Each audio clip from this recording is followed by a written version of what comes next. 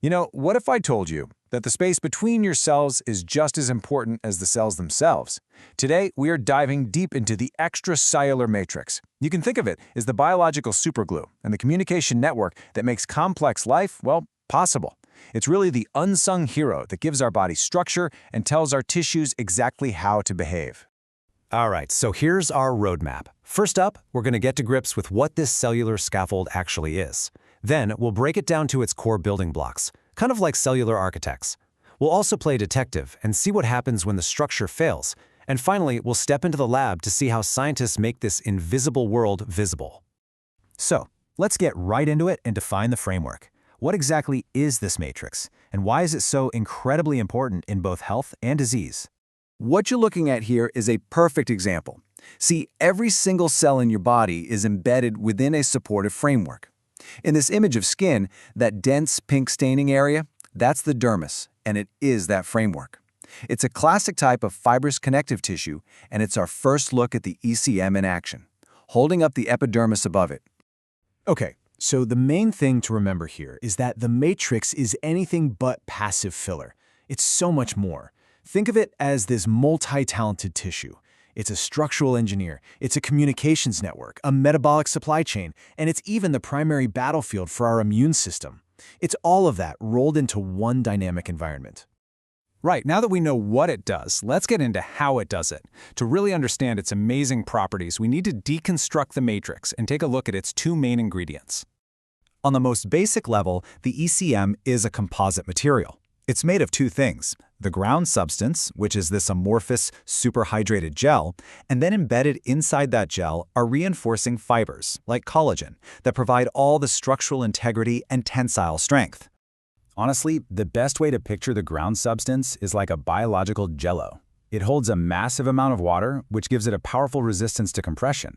And this incredible property is all thanks to these molecules called proteoglycans, which you can see diagrammed on the right.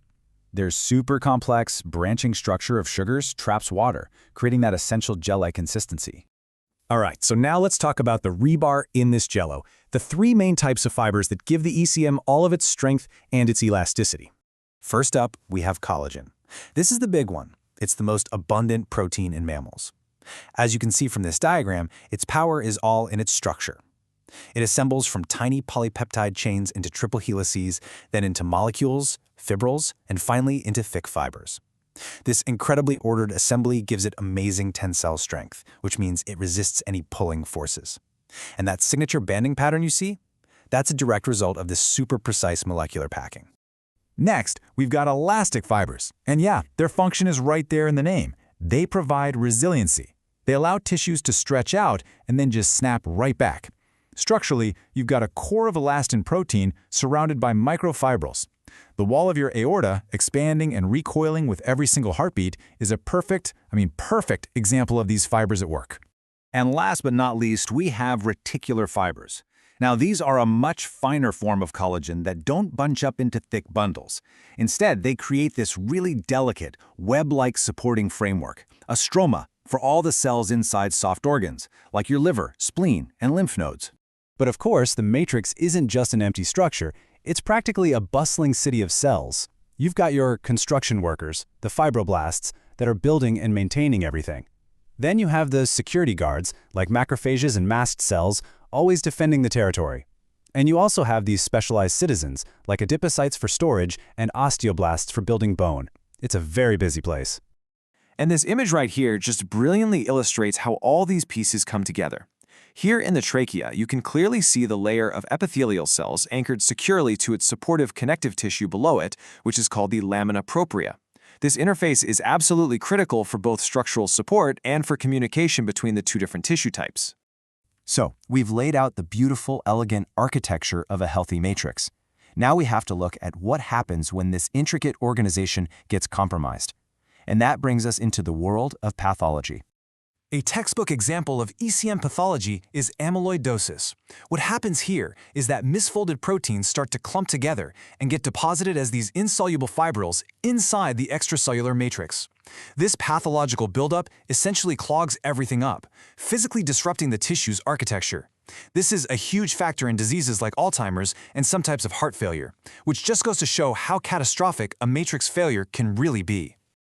Okay, this brings us to a really critical, practical question for any pathologist or researcher. When you're looking at a slice of tissue under a microscope, how do you actually see all these different matrix components? And, maybe more importantly, how do you tell the difference between healthy tissue and a disease state? So, this is the big question. How can you possibly tell the difference between healthy tissue, scarred tissue, which is fibrosis, and tissue that's been clogged up with amyloid? Well, the answer lies in a kind of cellular artistry known as histological staining. It's how we make the invisible visible. You know, histologists have a whole toolkit of chemical stains they can use. The most common one is H&E, which gives you a great pink and purple overview of everything. But let's say you want to see those delicate reticular fibers specifically. Well, then you'd use a silver stain, which turns them black. And for anything that's rich in sugars, like a basement membrane, the PAS stain makes it pop in this vibrant magenta color. Let's take a closer look at the absolute workhorse stain, hematoxylin and eosin, or just H&E. Hematoxylin is a basic dye, so it binds to acidic things, like the DNA in the cell nucleus, staining them blue or purple. Eosin, on the other hand, is an acidic dye, so it counterstains all the basic components, like proteins in the cytoplasm and the collagen of the ECM, in all these different shades of pink. This fundamental contrast is absolutely essential for assessing the overall architecture of a tissue. Okay, so we've taken quite a journey from the molecular level all the way to the diagnostic lab. Let's wrap it up and tie everything together. What's the one core principle we really need to take away from all this? Here it is, plain and simple. Structure dictates function. The exact recipe and architecture of the ECM is what defines what a tissue can do. So when that structure breaks down, you get disease. And our ability to actually see and understand that structure, well, that's the very foundation of modern diagnosis. So this leaves us with one final forward-looking question. In fields like regenerative medicine, we're actively trying to build new tissues from scratch.